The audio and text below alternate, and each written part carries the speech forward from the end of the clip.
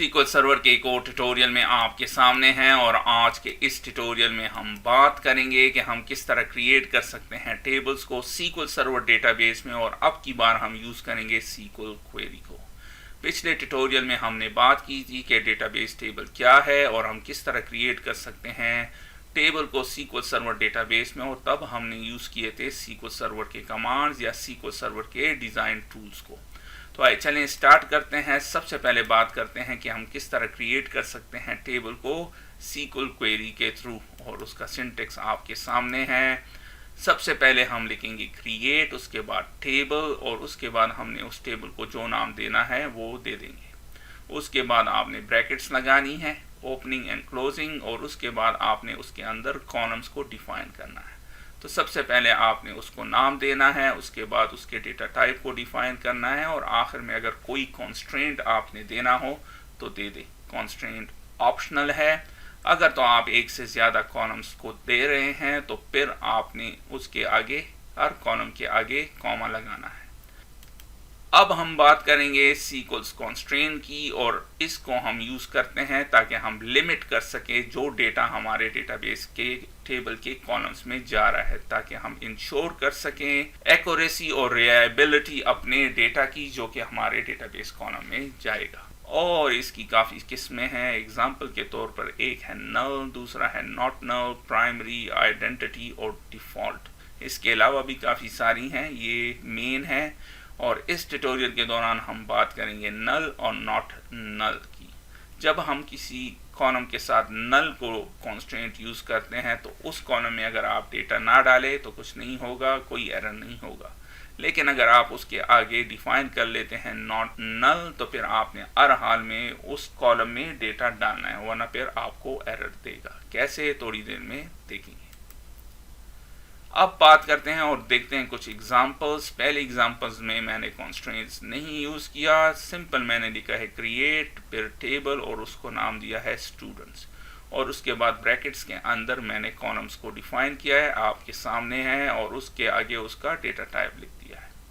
अगर तो आपने कॉन्स्ट्रेंट्स को डिफाइन करना है इसके साथ, तो उसकी एग्जांपल भी आपके सामने है। एग्जैक्टली उसी तरह कॉलम्स डिफाइन हुए हैं और उसके आगे डेटा टाइप, और आखिर में हमने कॉन्स्ट्रेंट्स को डिफाइन किया है। जैसे कि थोड़ी देर पहले मैंने कहा कि इस ट्यूटोरियल के दौरान हम कंसंट्रेट करेंगे नॉट नल और नल के बारे में। तो आपके सामने है स्टूडेंट आईडी के सामने हमने लिखा है नॉट नल, तो आपने हर हाल में स्टूडेंट आईडी कॉलम में डेटा डालना है। अगर नहीं डालेंगे तो फिर आपको एरर मिलेगा। और लास्ट नेम के केस में अगर आप लास्ट नेम नहीं देते तो कुछ नहीं होगा, नल एक्सेप्टेबल होगा। तो आइए चलें आप SQL सर्वर को ओपन करते हैं और इन कॉन्सेप्ट को SQL सर्वर में यूज़ करते हैं। सबसे पहले हम कनेक्ट होते हैं SQL सर्वर के इंस्टेंस के साथ, तो कनेक्ट हो जाएं। अब हम चलते हैं अपने डेटाबेसेस में, आपके सामने है, और फिर मैं चलता हूँ अपने डेटाबेस में जिसमें मैं टेबल ऐड करूँगा। तो इस एग्जांपल में मैं यूज़ करता हूँ स्टूडेंट्स मैनेजर। आप कोई भी डेटाबेस यूज़ कर सकते हैं। देख लेते हैं करंटली कितने टेबल्स हैं यहाँ पे, और आपके सामने है सिर्फ एक ही टेबल है, एम्प्लॉय। अब हम इस डेटाबेस में ऐड करेंगे एक और टेबल, और अब की बार हम यूज़ करेंगे SQL क्वेरी। तो न्यू क्वेरी जनरेट कर लें, आपके सामने है। अब मैं यहाँ पे लिखूँगा सबसे पहले क्रिएट, फिर टेबल, और फिर जो इस टेबल को हमने नाम देना है। तो अब की बार मैं दे देता हूँ स्टूडेंट्स, फिर ब्रैकेट ओपन और फिर क्लोज, और अब इसके अंदर मैं डिफाइन कर लेता हूँ अपने कॉलम्स को। पहला कॉलम क्या है, मैं इसको नाम देता हूँ स्टूडेंट आईडी, और फिर मैं इसको डेटा टाइप दे देता हूँ इंट। चूँकि मैंने एक और कॉलम भी डिफाइन करना है तो कॉमा कर ले, और फिर मैं इसको नाम दे देता हूँ फर्स्ट नेम, और अब मैं इसको डेटा टाइप दे देता हूँ nvar4 100, और उसके बाद कॉमा, क्योंकि हमने एक और कॉलम डिफाइन करना है। और अब की बार है लास्ट नेम, तो यहाँ पे भी होगा nvar4 100। फिर हम चलते हैं और एक और कॉलम दे देते हैं, और अब की बार है ईमेल, और ये होगा nvar4 50, और फिर उसके बाद टेलीफोन, और ये भी होगा nvar4 50। और आखिर में हम दे देते हैं नोट्स, और ये होगा NOR4 मैक्स। पिछले ट्यूटोरियल में हमने बड़ी तफसील के साथ बात की थी इन डेटा टाइप्स के बारे में जब हम डिज़ाइन टूल्स को यूज़ कर रहे थे, इसलिए यहाँ पे एक्सप्लेन नहीं करता।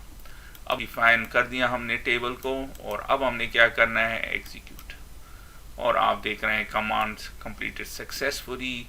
अपने डेटाबेस में चलते हैं, रिफ्रेश करते हैं और टेबल्स में चलते हैं, और आप देख रहे हैं स्टूडेंट का ये टेबल क्रिएट हो गया है। चूँकि हमने कोई कॉन्स्ट्रेंट यूज़ नहीं किए तो डिफ़ॉल्ट में सारे कॉलम्स नल होंगे। तो चलते हैं कॉलम्स देख लेते हैं, और आप देख रहे हैं सारे नल हैं क्योंकि हमने यहाँ पे कॉन्स्ट्रेंट्स को डिफाइन नहीं किया था। इसके अलावा आप देख रहे हैं सारे कॉलम्स के नेम जो है एग्जैक्टली वही हैं जो हमने यहाँ पे डिफाइन किए थे, और डेटा टाइप्स भी वही हैं जो कि हमने यहाँ पे डिफाइन किए थे।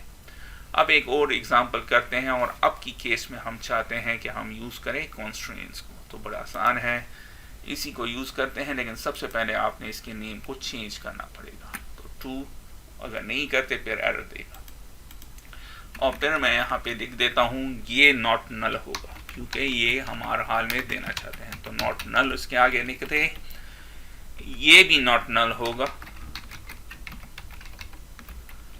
लास्ट नेम इंपॉर्टेंट नहीं है तो इसको नल कर लेते हैं। ईमेल हमें चाहिए तो नॉट नल। टेलीफोन हो भी सकता है, ना भी हो तो कुछ नहीं होता, तो नल। और इसी तरह नोट्स भी इंपॉर्टेंट नहीं है तो वो भी नल हो सकते हैं।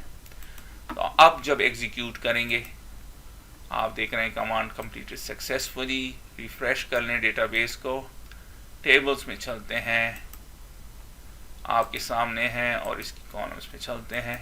तो अब आप देख रहे हैं सारे नल नहीं है, ये वाला नॉट नल है, ये वाला नॉट नल है, ये नल है, नॉट नल।